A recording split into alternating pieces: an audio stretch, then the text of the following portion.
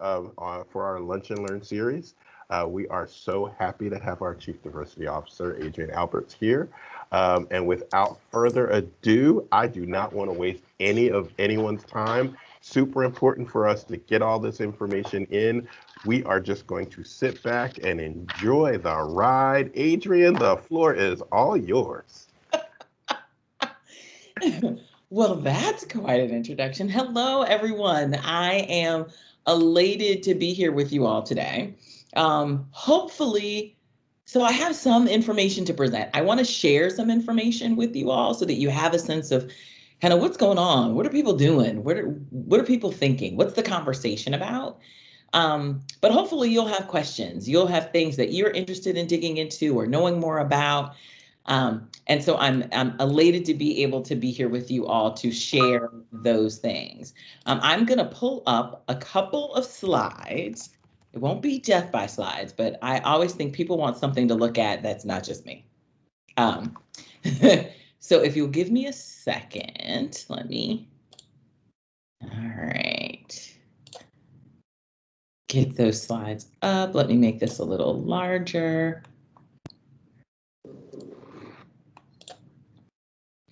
All right.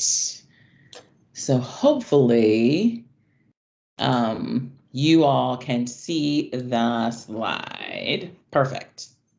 Now I'm going to make this a little bigger so that I can see you. So if you see me looking down, I always like to say this, particularly if it's recorded. So people are like, she was very rude.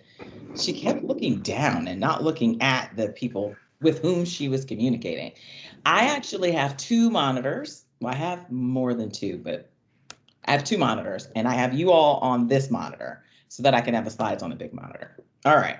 So with that said, I first want to just say, and again, thank you for allowing me to come and join you. I love that it's a lunch and learn for me at 3 o'clock already shows diversity. We're having different experiences already. And I like to share just in this conversation, just a little bit about me that people probably don't know.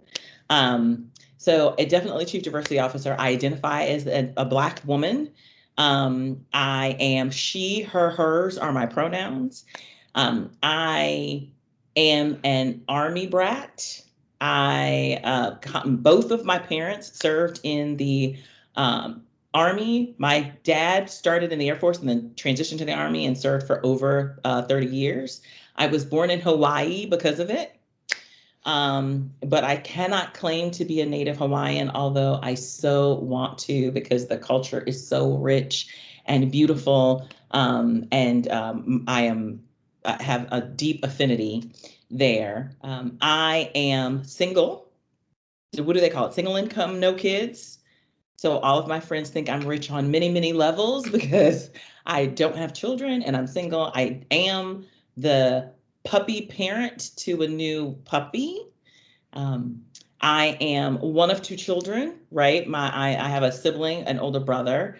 My older brother is openly gay and has a visual impairment. Um, um, my family is from New Orleans, and my Red Cross story starts with them because my first significant introduction to the Red Cross, I'd heard about the Red Cross in my life. My first significant introduction to the Red Cross was during Hurricane Katrina because my entire family was displaced. My mother and all four sisters had to evacuate and for months had to relocate. Um, three houses had to be rebuilt. Two had significant work that needed to be done to them. And so we were significantly impacted by that storm. And the Red Cross was there for all of us. So my father, hard-headed at the time, may he rest in peace, chose not to evacuate, didn't have extensive damage, but was fed by the Red Cross, water, ice, food, brought to him daily, right, until electricity was restored and he was able to, fend for himself. And my mother came actually to me here in Maryland and lived with me and then started a life here before she moved back to Louisiana. And we actually got to go to the Red Cross chapter in Baltimore off of Mount Hope Drive and get her connected to resources and figure out kind of what the next steps were. So my Red Cross story is, I will always and forever love the Red Cross because of how it loved my family, how it showed up for us at a time when we didn't really know what to do next or what steps to take next. We weren't trying to figure that out alone because the Red Cross was there for us. So for any of you who were employed or volunteering for the Red Cross at the time, I thank you for the gift that you have given to so many and that we continue to give today through our service. So I like to start just by telling people a little bit more about me, and hopefully some of the things that are unique to me that continue to make me passionate about all the work that we do. But now let's talk about what we're doing from an enterprise perspective. So what I wanted to share with you all today is, one, why we've changed our name. So I'll share a little bit with you about that. Our DEI priorities. So what are some of our enterprise priorities? Many of them I hope will connect with you and the work that you are doing. I want to share about some resources that are available to Tony, and that might serve to help you all as you continue to move and navigate along your diversity, equity, and inclusion work and effort. And then I'll wrap up. I have just some highlights from our most recent diversity, equity, and inclusion pulse survey that I can share as well, that might get the conversation rolling. So first, it's all in a name. So we changed our name from the Office of Diversity and Inclusion Services to Diversity, Equity, and Inclusion very intentionally.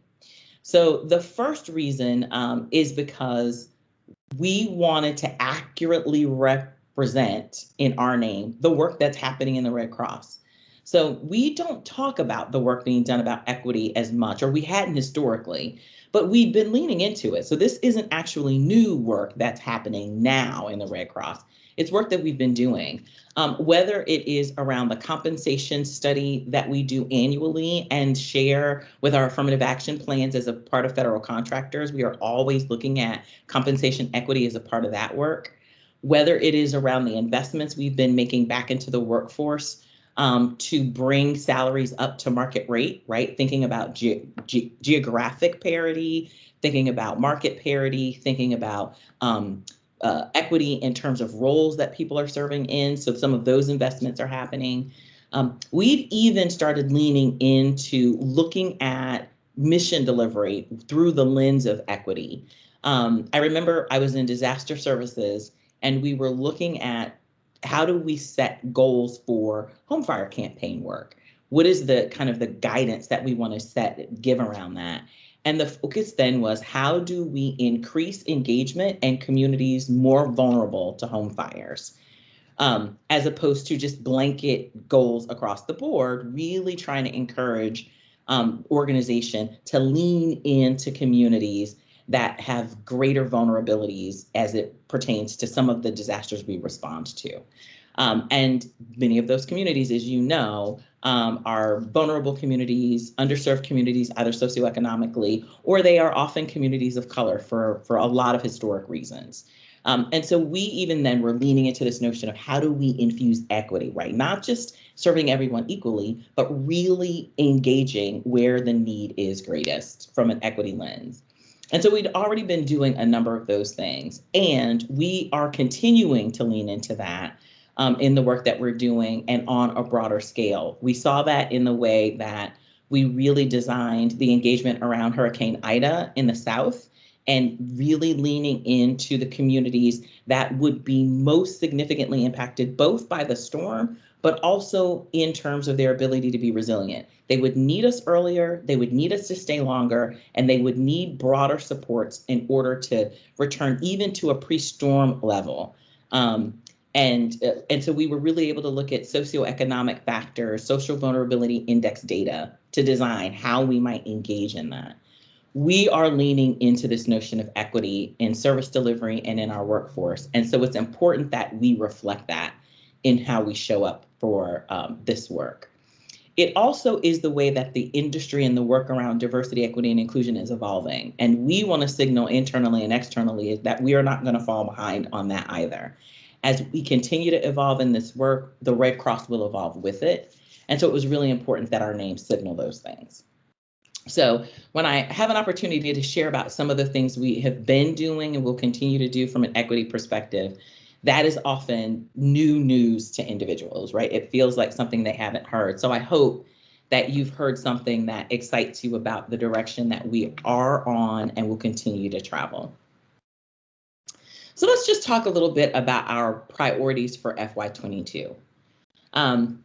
When I talk through these, when we talk about mission and people, I hope, will hear a reflection of the DEI action plan that Gail introduced probably about a year and a half, a little over a year and a half ago, and has been providing quarterly updates on since. But in addition to that, we are going to be heavily focused in the second half of this year in building out our DEI strategic plan. So how do we take what we've already started and continue driving that forward in really strategic ways that will further enable you to meet your goals? So that's ultimately our goal, is to ensure that you can meet yours. And so we'll be working on that, building out that plan. We'll be vetting and socializing it with you so that you have an opportunity to give us feedback and input. And then we will be very excited to be able to communicate our finalized plan to the enterprise. A piece of that we're going to be doing is really working to brand DEI. And when I say that, I don't want it to sound like we're just going to create a tagline so that there's some solidarity around it, because we don't want to minimize the criticality of the work that we are doing, but we do want every Red Crosser to be able to articulate how they align with, are involved in, and have a role in our journey towards greater inclusion. And so we will be doing some work to really make sure that people can identify and speak to the path that they are on as it relates to diversity, equity, and inclusion. All right, so let me share with you our mission, money, people, team, and reputation focus. And again, if you've got a question, if it strikes you, pop it in the chat. Feel free to raise a hand. I'm not overly formal. We can deviate from all of these slides if you all want to take the conversation in a completely different direction. So let me pop the chat up just so that I can be paying attention to that as we move forward. All right. So from a mission perspective, there are two real focus areas that we are prioritizing this fiscal year as a team. One of those is the ongoing conversation around mission adaptation, this notion of equity. It really is in further support of work and conversations we're having around sustainability. And as we think about how do we adapt our mission to ensure that we have greater capacity to serve those with the greatest need into the future, how do we do that and not lose sight of needing to do that with a culturally competent lens? And what I mean by that is this notion of not for us without us, right? That we don't go in and serve communities and do something for a community without the community's feedback, insight, guidance, right? We can't engage in more effectively supporting a lived experience that we don't have without really getting that feedback and guidance from the community directly. I know you all are already doing that with the partnerships that you built and the conversations you continue to have with community members. And we want to make sure that we continue to give voice to that as we continue to travel around this notion of mission adaptation and who are we going to be in the future in order to enable our ability to continue to serve those with the greatest need. So that's one piece of the work that we're on. And again, those are higher level conversations, but they're really important foundation for our strategic planning work and as we continue to evolve as the Red Cross into the future. The second mission area is our ongoing support for our campaign around closing the sickle cell gap. So the underlying goal there was really the intention to triple the number of African American donors of blood over the next 5 years. And our team has been actively involved in connecting partners to that work, providing training and feedback and serving as subject matter experts just in making sure that we message effectively and that we're really being thoughtful about how to develop partnerships that are going to last over time, well beyond the notion of how we've brought some partners to the work really around this notion of sickle cell. It also is work that we've been doing really in connecting with our marketing and communications teams, vetting information, and serving on the steering committee for the Closing the Sickle Cell Gap initiative. We will continue to support there and are happy to engage in any way that may be supportive of you all as you think about your work and contributions to that part of the mission. Now, because those two are highlighted, it doesn't mean that we don't continue to have our eyes focused on other mission areas such as our Latino Engagement Initiative and other areas where we've really been leaning in support of mission. But those are two areas that we are highlighting for this fiscal year. All right, from a money perspective, I don't know if many people realize, but this year the Red Cross made a commitment to really adapt our focus on supplier diversity to really enable us to lean in to minority-owned, women-owned, and other potential supplier partners. So while there's a wealth of categories, you would be surprised how many categories there are to define suppliers. We really wanted to make sure that we were generating wealth, creating better outcomes, and connecting and reflecting our community by focusing on minority-owned, so that's all racial and ethnic minority groups that would be included there. Women-owned is self-explanatory, but other includes veteran-owned. It includes individuals with disabilities, access, or functional needs. It includes our LGBTQ plus owned businesses. It really is about identifying ways to create greater opportunity for those enterprises to connect with the Red Cross and for us to continue to grow and innovate based on our partnerships there. So we, in partnership with supply management that's taking the lead there, will continue to lean in and support the growing evolution of that framework. I'm going to come back to people. I'm going to skip first to team. And when we say enhance systems to support team member engagement, there really are two focused areas around teams that we're thinking around there. One of those are our team member resource groups. They are the growing communities at the Red Cross that really have taken some leadership on creating increased opportunities for involvement and belonging in the Red Cross and connecting allies to have deeper opportunity to learn, engage, and support communities that they may not have a lived experience in, but either are passionate about or stand in solidarity with, or have intellectual curiosity simply to learn more.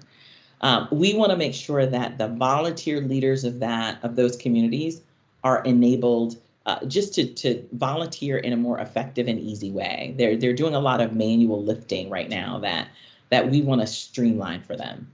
The other communities are communities that you all connect with every day, which are our board diversity and inclusion committees.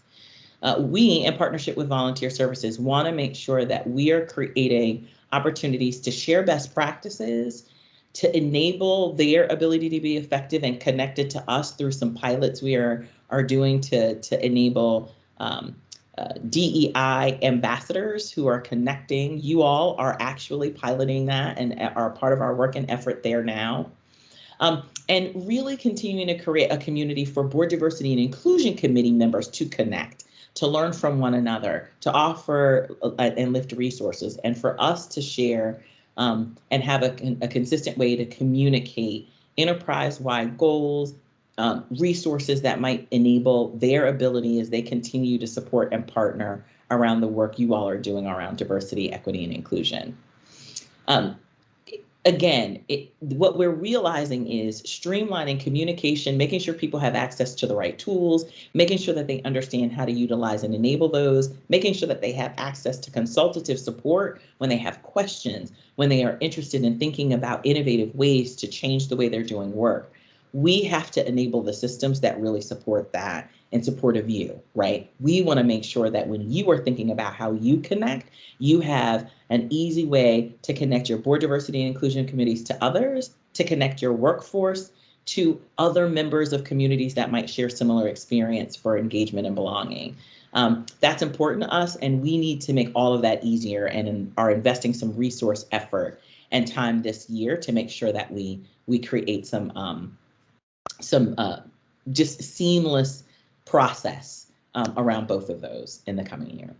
I'm going to skip to reputation. We really want to be able to effectively tell our diversity, equity, and inclusion story.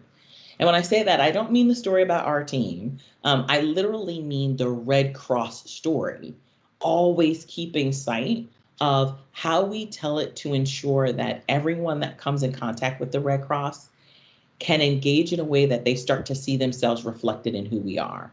I am proud to say that I think the Red Cross does effectively represent so much of this, of the demography of our country and in the communities that we serve. And while there are opportunities for us to always grow and improve, it is important that we tell the story about what we are already doing and where we already are representing.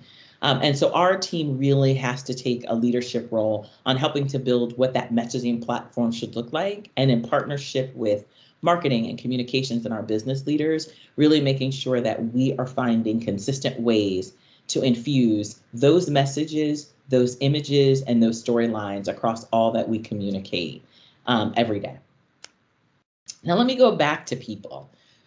Because this, of course, people are like, well, this is where we come in. Hopefully you've seen yourself across all of it, but these are two areas that we're really proud to be doing some additional work. So when we talk about enhancing workforce engagement with a focus on inclusive leadership, we have heard, one of the things we've heard most often is leaders saying, I want to be involved in diversity, equity, inclusion. I want to get engaged. I want to do it well, because the relationships that I'm engaging in, whether it's with partners, whether it's with coworkers, whether it's with volunteers, are far too important for me to get this wrong.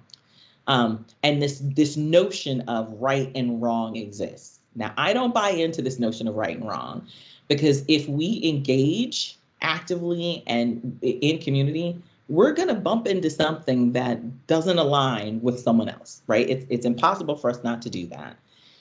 But we can do it with enough cultural intelligence that if we bump into something that it has an impact on a community, another individual, that we have the ability to work through that and navigate through that together.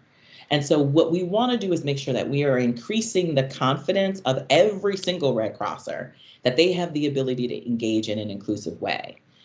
For people leaders, there are 6 competencies that define inclusive leadership. And so we are building programs that are going to educate about those 6 competencies, create an opportunity for leaders to assess themselves against those competencies, or assess themselves and have 360 feedback about how they are lining up against those competencies. And then engage in work that will allow you to start increasing your capability in any area where you feel like there's an opportunity for your additional growth. What we want to do is make sure that people feel like they have the tools to be able to lean in and engage, and the language to be able to do that as well.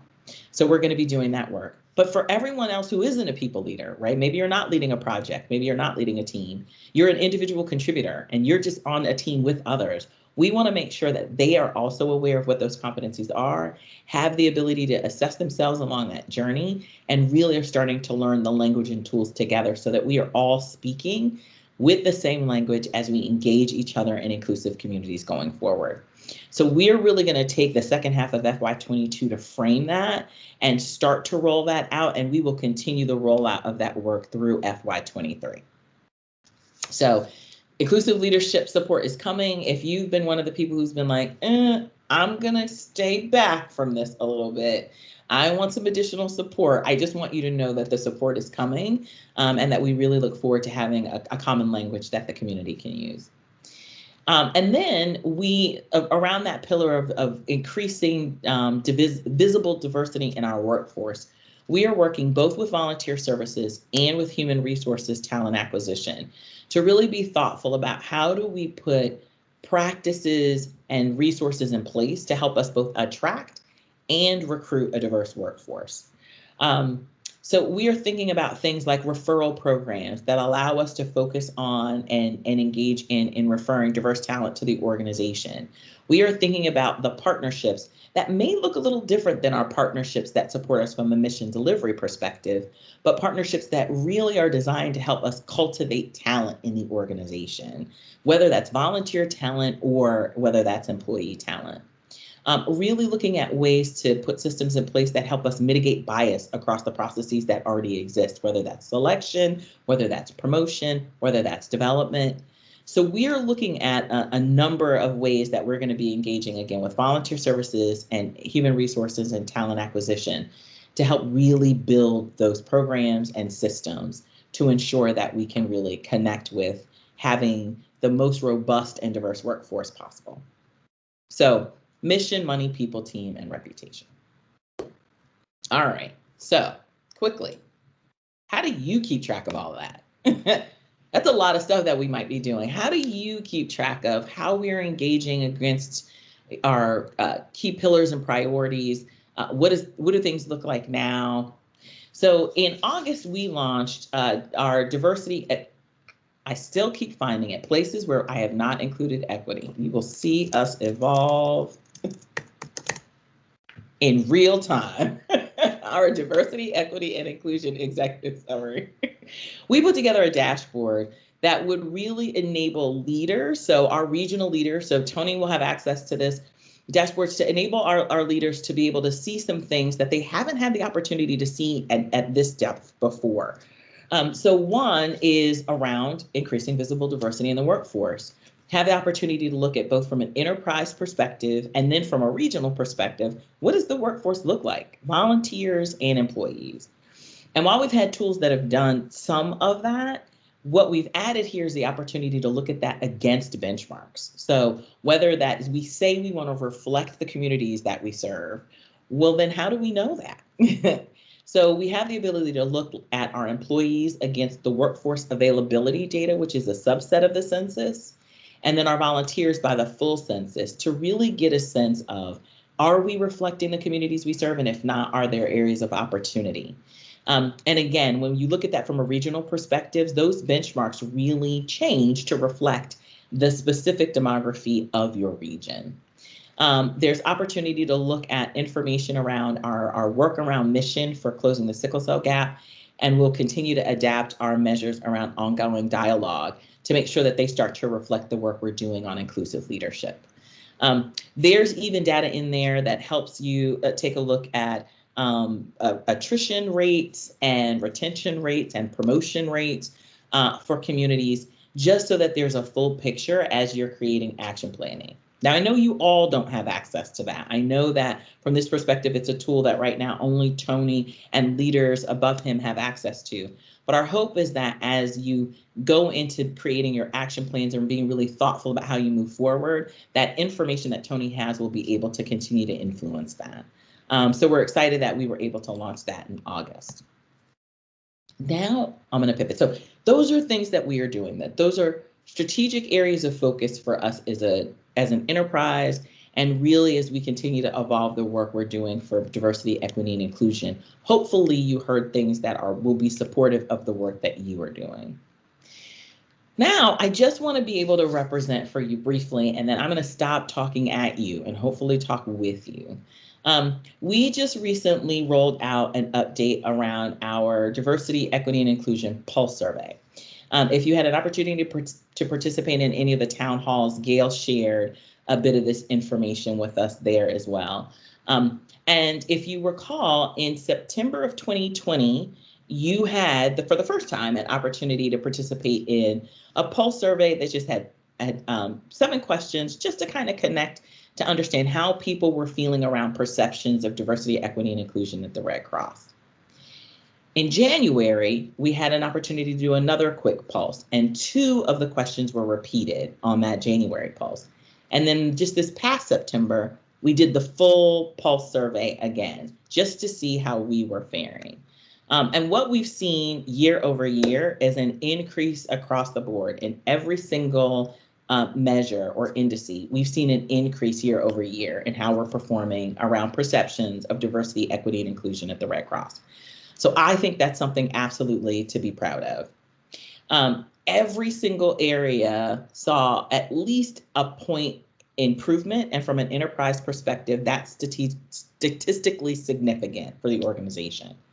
The area that saw the greatest increase was in the DEI resources that are available and their usefulness to the organization.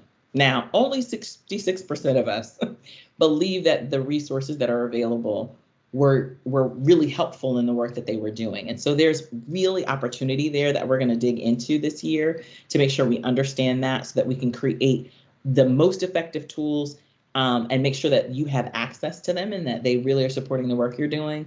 But just wanted to reflect that in every indice we saw some increase. Now, what does that mean? Are we there yet? Not at all. We absolutely still have some work to do. And as we look at the scores within different lines of service and different functional units, there are some areas where we know that there's some opportunity to move forward and collaborate effectively together.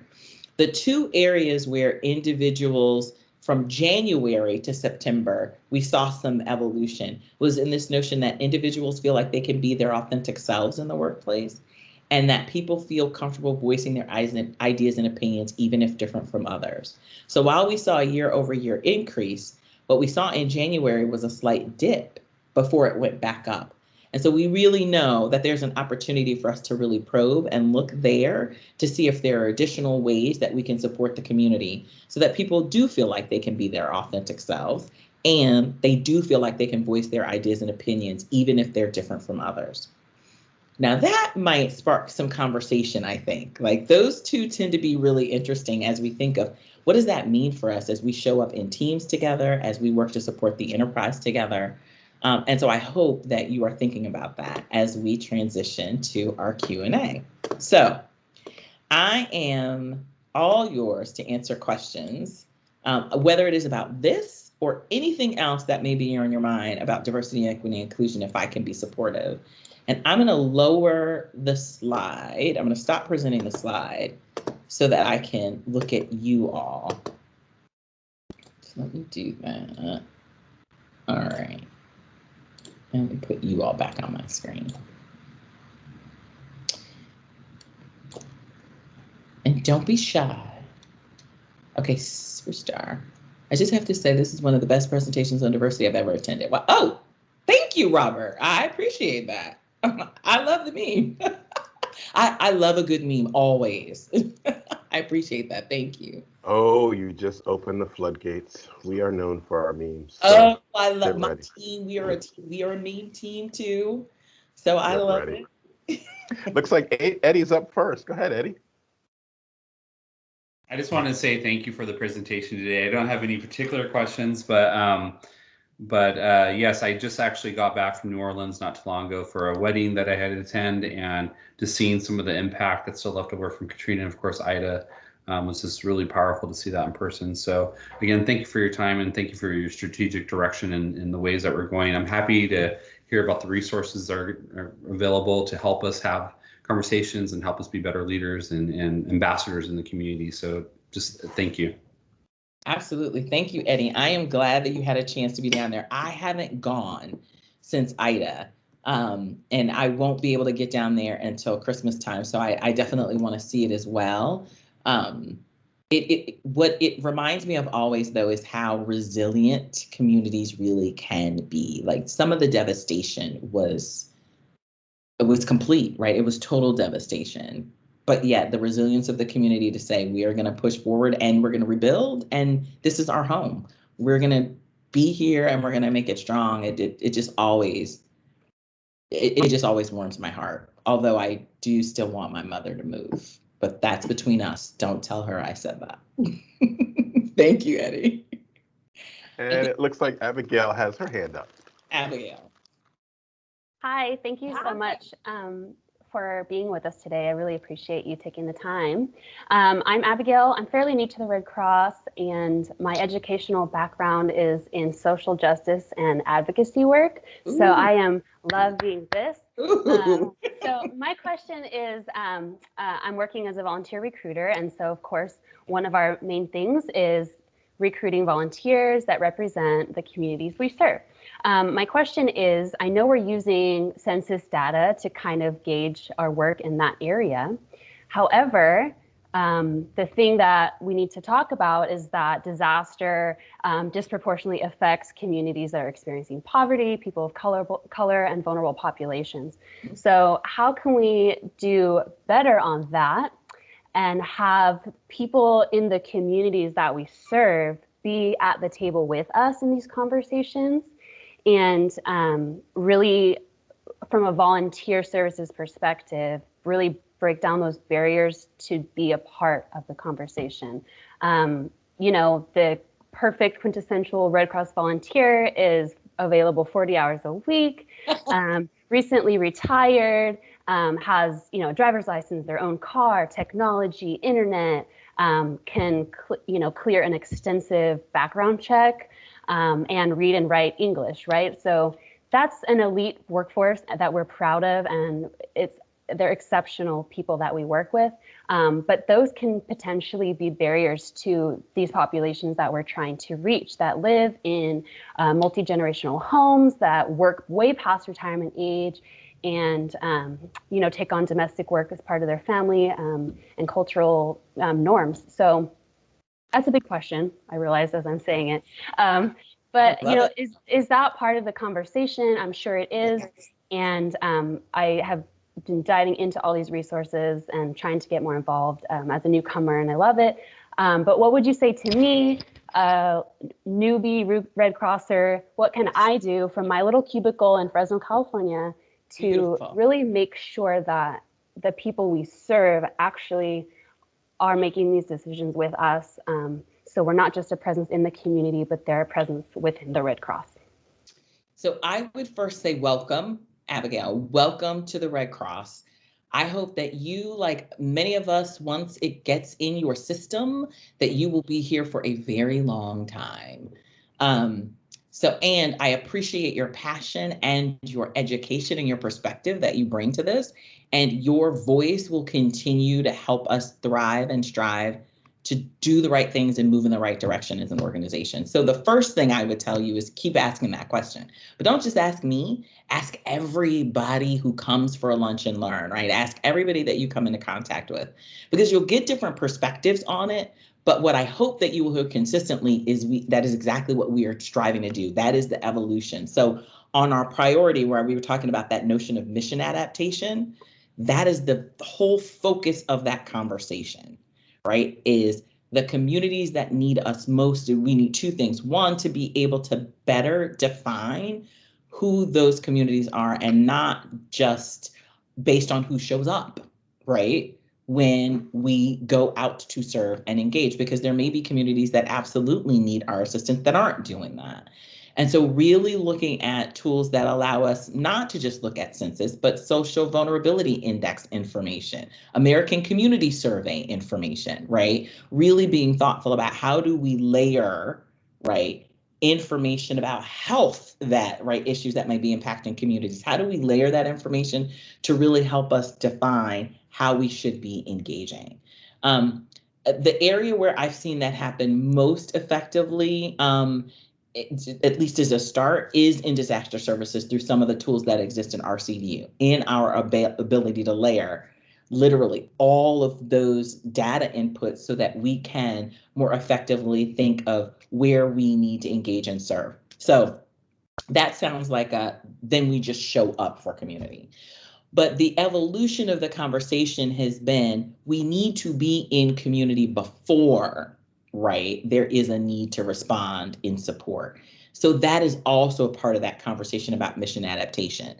Is it that we are aligning differently with partners and communities prior to having to experience support? And what are those conversations about, so that we are learning and able to engage through trusted advocates in community and with voice for the individuals that we are connecting with, versus what I always say is the approach where we just show up and think we know best what to do in service. That's actually not a part of, right, the Red Cross fundamental principle or the Red Cross movement. It's the whole reason that the IFRC actually exists, is to convene and coordinate so that we are never offending host country and saying that as a federation, right, we know better what you need than you do for yourself, right? So really adapting that, how do we make sure that we are doing that locally? The way we do it now, and we are having conversations about that, what this looks like nationally and how to support this locally, is often through partners, right? Ensuring that individuals who have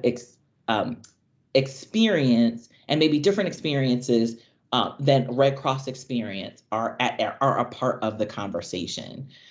What I also like recently in conversations have been thinking about this notion. And so what I'll offer, Abigail, is we're in the adaptive stage of that. So there's a lot of thinking going on, a lot of conversation with partnering going on. And slower movement to adapting, right? Looking at how will that influence how we serve a mission. But I will say that it is already percolating through just in the way we were setting goals around home fire campaign. And that was at least 3.5 or 4 years ago, right? That started. And the way we showed up in Hurricane Ida, because we didn't just go to the French Quarter, right? In New Orleans, where we were like, right, there are lots of expensive things that we need to protect there. What we did was we went to the mixing bowl, right? The bathtub outside of the city. And we went to parishes where we knew that the communities would have greater need based on socioeconomic indicators, based on health indicators, that they would have greater need and that they would probably need us to engage over a longer period of time, right? And then we grew our mission into areas where people probably also still needed us from some level of resource and resilience, but it just looked different, right? And we're probably going to need our engagement for a shorter period of time than they would in the bathtub, right? And I'm sorry, that's what they call that area that's outside of the levee system. And so right, it's starting to happen there, but the conversation is evolving literally about how are we engaging in communities before this happens? How are we building the conversations, the partnerships in advance, and taking input and feedback from communities about how we support communities? That can impact things that feel like they are as simple as what kind of food do we have in communities, right? That reflect the lived experiences of the individuals that are there.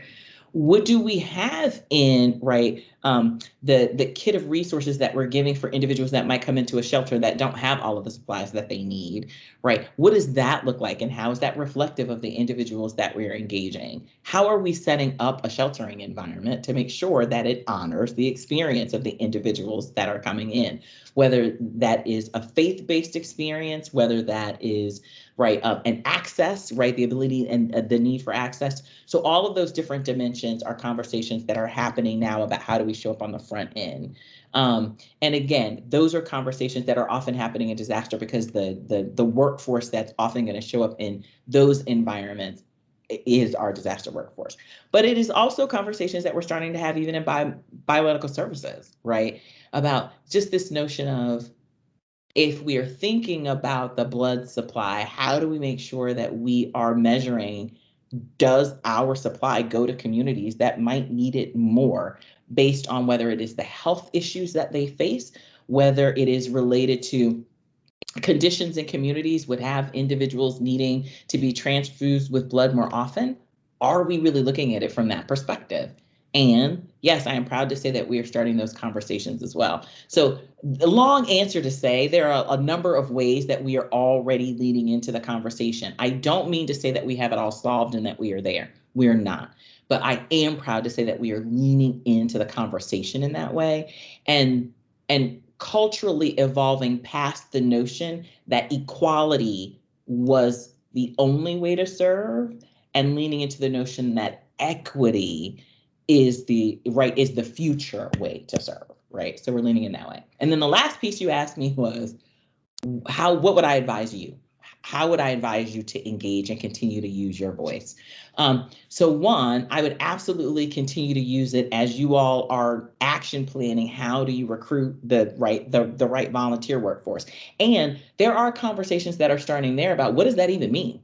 The right volunteer workforce, right? What we know is the volunteer workforce that you described is not the volunteer workforce we're going to see in 10 years, right? People aren't going to be giving us 40 hours of their time, right? People aren't going to be showing up, giving us their 2 weeks of vacation to engage. They're going to increasingly be more event-based, more episodic, more project-based, and our ability to respond and react to that will be important. We also, one of the initiatives I was speaking about in Mission, our Latino Engagement Initiative, was an opportunity where we started thinking about how do we create a monolingual Spanish experience for someone who wants to be a volunteer, who may need to receive help, right? How do we move through this Red Cross environment if I speak Spanish and I only intend to speak Spanish, right? How do we enable that? Again, we got work to do. But those are the conversations we're starting around our mission adaptation. And I would continue to use my voice in the action planning there and my voice in the work that you're doing in volunteer services. I would encourage you to share it in one of our many team member resource groups that share advocacy and voice for communities, both within the Red Cross, but in support of our mission as well.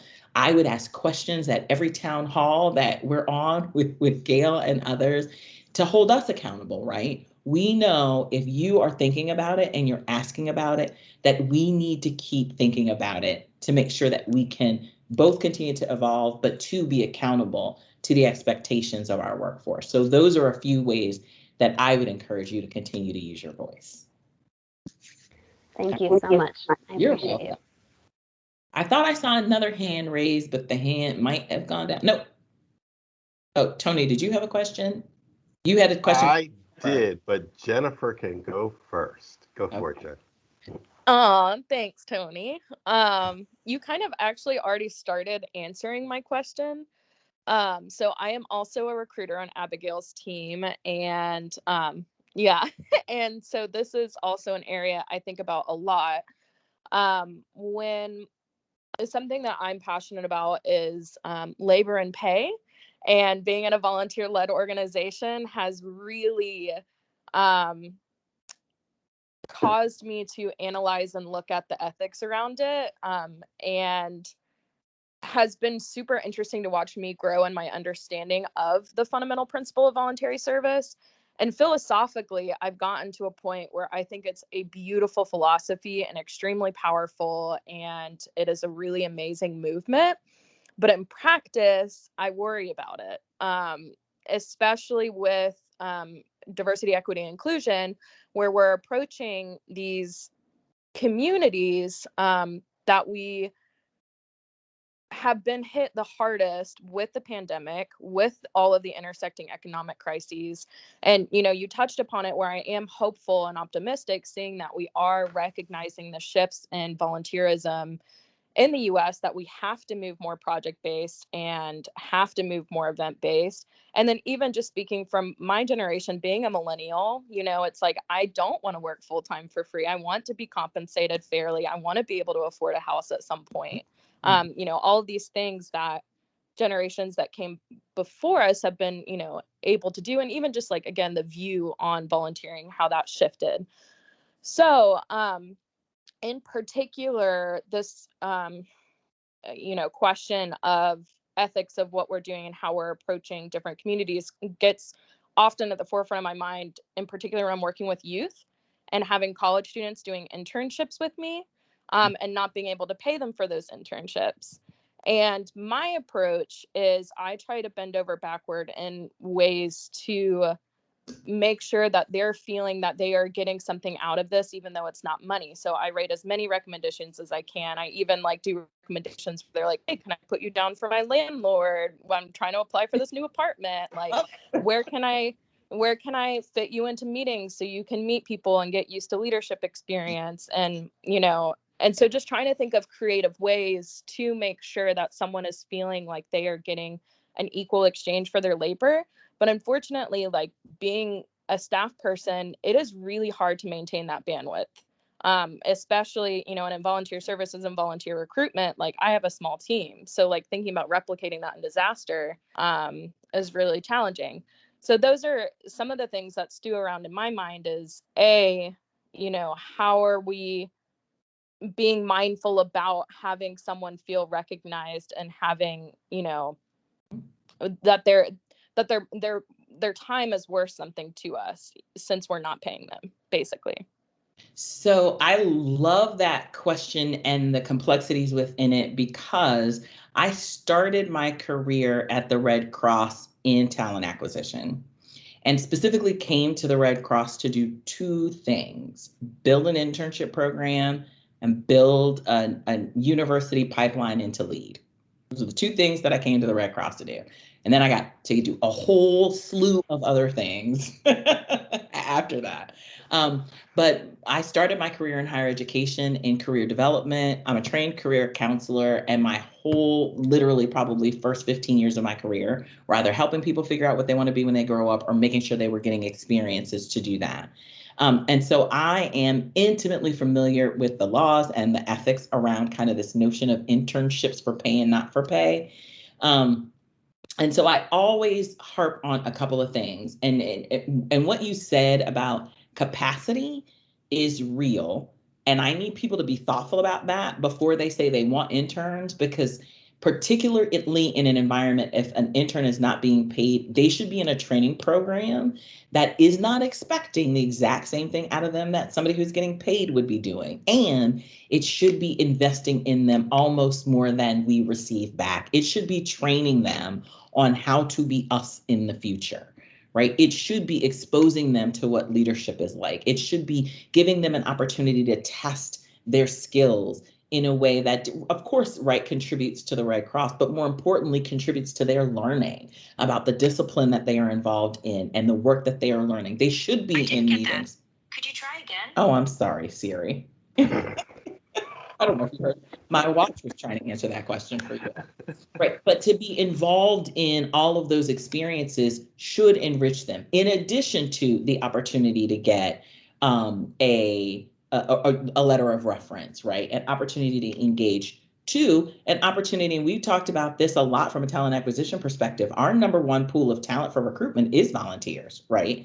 It is our volunteers, it is our interns, it is the community that's already connected to us and with us.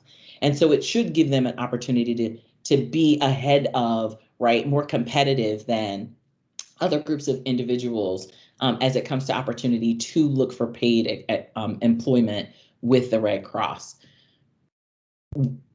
I firmly believe that has to be the approach that we take, right? This is an opportunity for us to be growing and training, and we are giving more than we are getting, should be the way that the dynamic works. Or there is legal risk, right? Just in addition to ethical risk, there's also legal risk to the organization.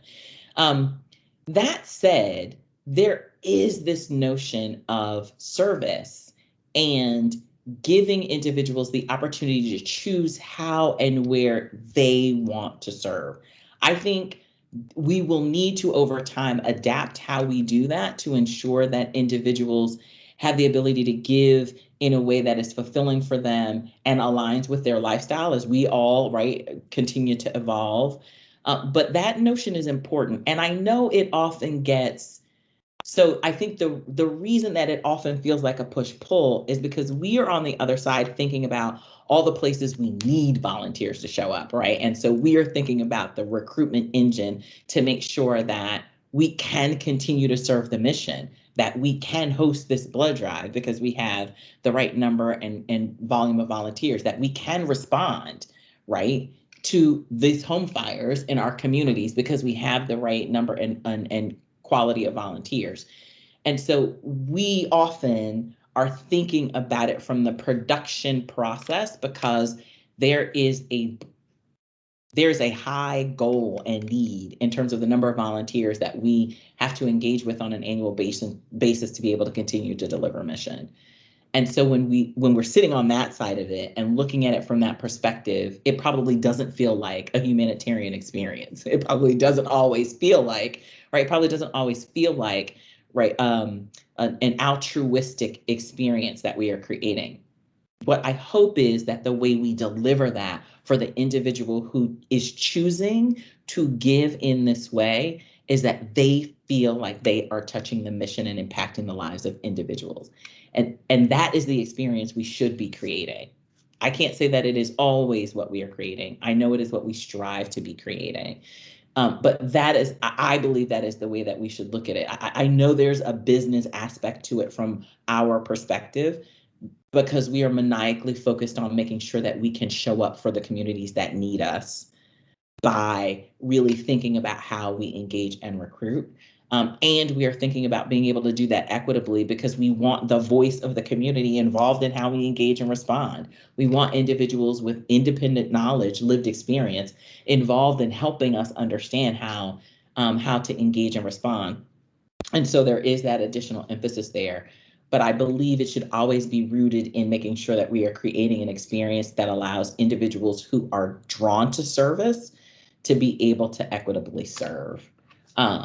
And so again, if it feels off balance, it is probably because you are also seeing, right, the machine of making all of those things happen on the volumes that we have to do it annually work. And if you ever don't feel like you see it that way, I definitely think that is an opportunity for us to have continued conversation.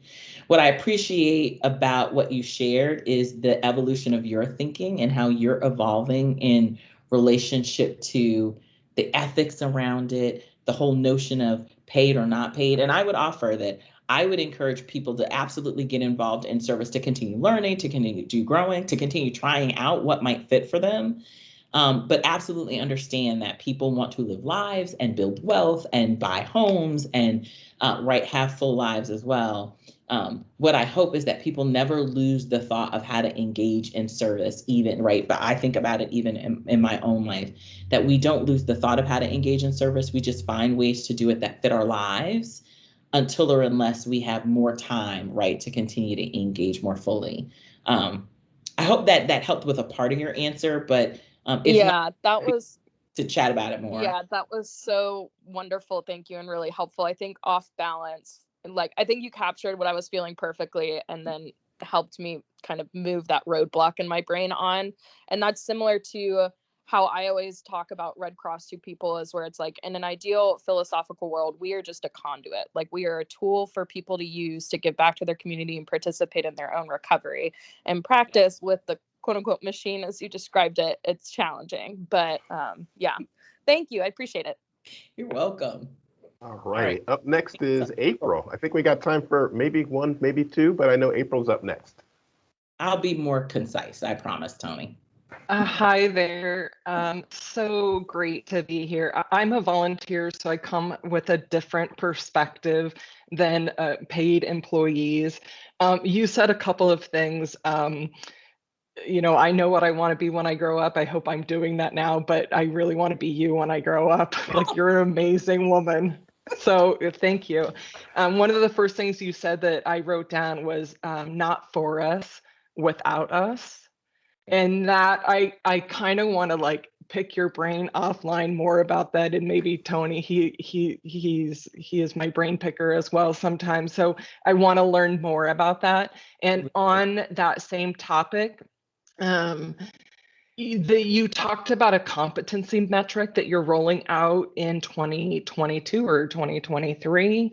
I wondered if you could share, is that something that Red Cross is home growing? Is it a company you're partnering with? I would love to know more about that.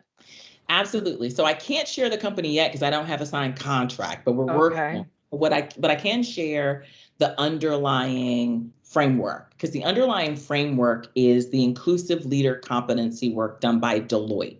Deloitte is a research and consulting organization, and they defined 6 core competencies for inclusive leadership. That's the foundation of the framework we are using, that we're bringing into the organization. The organization that we would like to be partnering with is takes it a step further and uses that same framework, but frames it from the standpoint of learning and acting, right? So how do you assess and understand where you are from a competency perspective? And then how do you lean into it? How do you lead through it? How are you active in behavior, right? The Deloitte model helps people understand philosophically who they are, but it doesn't go as far to say, and then how do you act in that way more often? And the organization we want a partnership has that additional dynamic of the action, because we know, right, in community, it's great for us to be better aware of ourselves, but if we don't know how to adapt that in action, it may not help beyond our own personal awareness. And we want it to be able to start showing an impact and outcomes in our community. So Deloitte model, 6 competencies of inclusive leadership. I can send the deck. It's not a deck, actually. It's a like a white paper to Tony I if he love wants that. group, just so people can see what those competencies are. Absolutely. That's amazing. Thank you so much. Tony and I've had many conversations, especially in the last year. And I say to him, sometimes I preface it like, I hope you're hearing it the way it's intended, because I don't always know the right words or how to say things that I'm thinking. And Tony is a great sounding board where he knows my heart, but he knows that I have questions too. So being able to take that competency metric, thank you for the information. I think it'll help me personally, but also perhaps my own company that I get paid 40 hours a week to work for. Right, good. Thank you so much. Sure. I love it, April. I look forward to more conversations. Thank you. We've got one more question before we let Adrienne go, and I know you're pressed for time, Adrienne, but Debbie's been waiting patiently. So Debbie, go ahead and jump on and let's hear what you got. And Debbie, you're muted. There we go. I can hear you now. So Gina and I work with students, significant amount of students, and as a professor for 30 years, I realized that the students that we have didn't have the capacity or the understanding to talk to, whether it's peers in other community settings. And so this semester, because we do community health, we have made it a point that we take the students out to other communities and they have to engage in conversation about health concerns. And it has been amazing to see how uncomfortable they are talking to someone face to face, or they could do it on their, phone or something, but they just really have a difficulty talking to other people, even if it's in their own neighborhoods. And so, we've really just said that this has to happen, because we have healthcare workers that aren't able to understand the community in which they live in.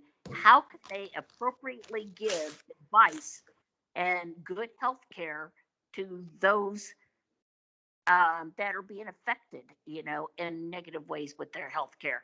And I know that students are, sometimes they look at people and say, well, students are very difficult. We put a lot of time into them, and then they're only there for a short time. And I remind them, I've had Gina now for 17 years because she started as one of my students, and now she is one of those faculty members who's working with other students.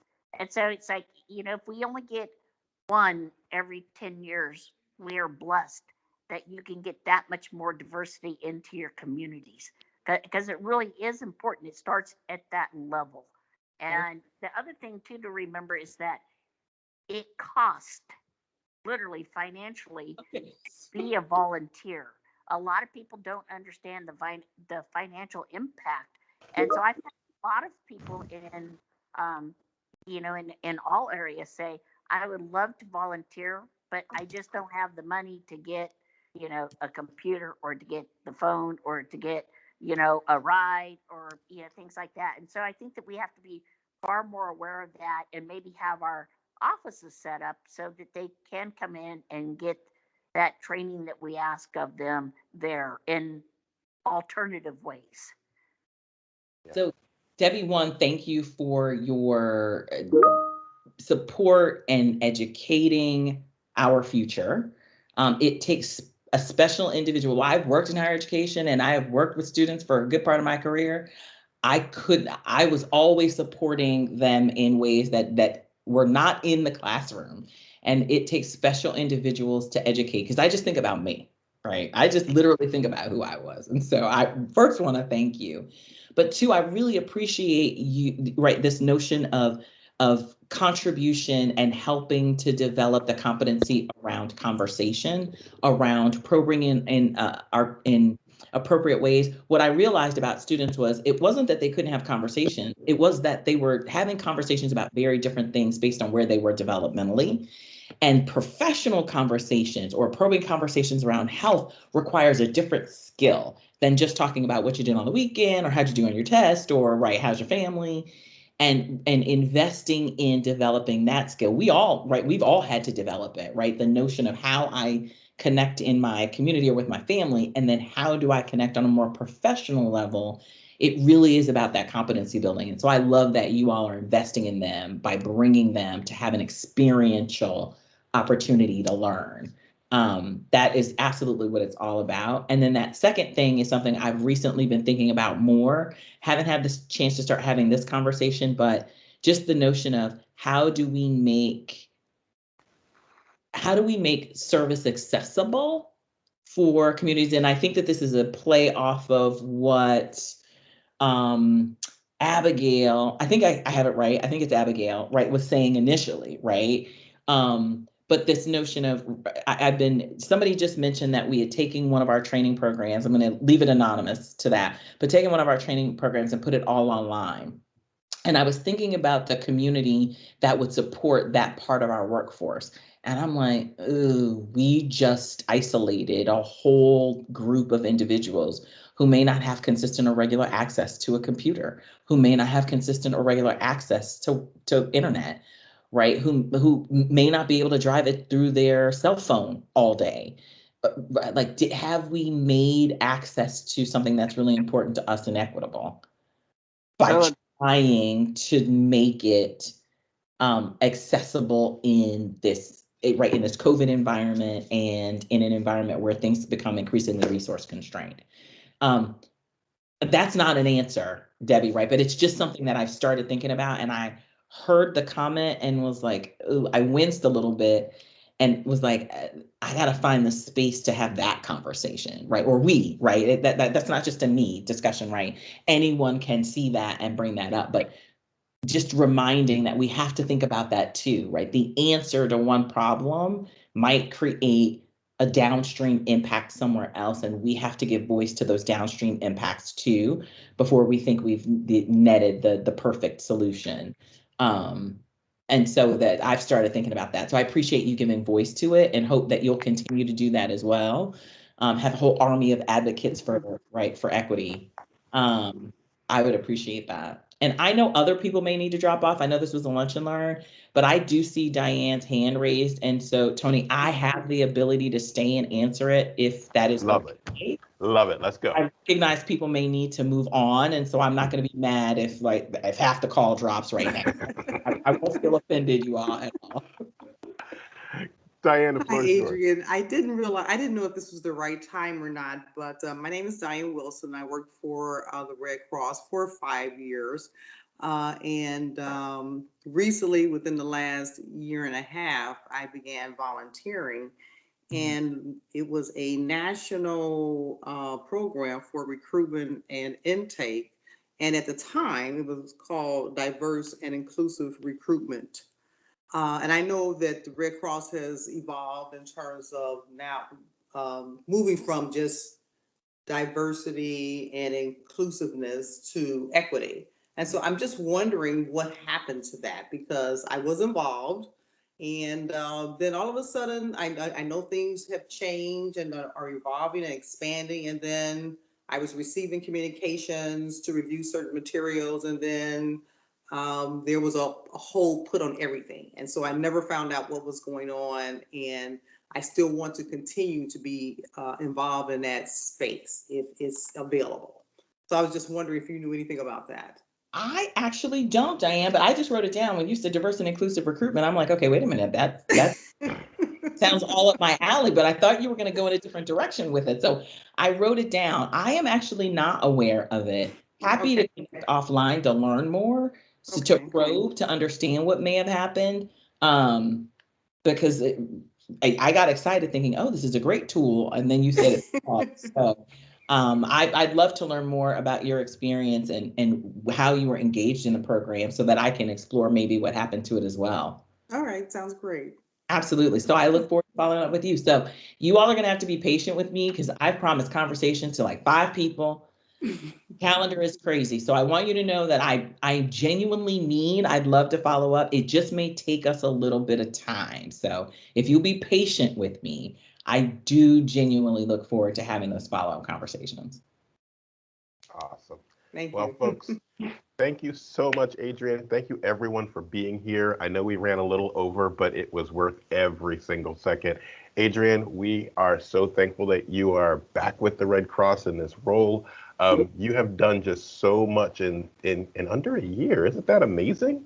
What has it been a year now? Has it been? Yeah. Well, January 18th. Yeah, that's what I said. So in under a year, we are definitely picking up steam in the right direction. So we thank you. The floor is always yours if you ever want to pop in and just say hi.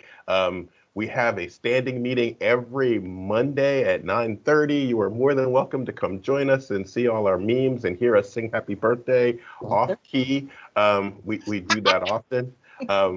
And again, we just want you to know that Central California is a home for you if you ever want to, move out this way and enjoy the sunshine. Just saying. Thank you. I appreciate it. I appreciate your time. I really appreciate your questions and what you are grappling with and thinking and how you all are going to help us be better. Like, I haven't been this excited about a conversation I've had with a group in a long time. You all challenged me to think and think differently, and that is a gift, and I appreciate it. And I encourage you to continue using your voice in all those ways that I've said, and I so look forward to being back with you all again soon. All right. Bye, everyone. Have a fantastic day. Thank you so much. Bye. Thank you.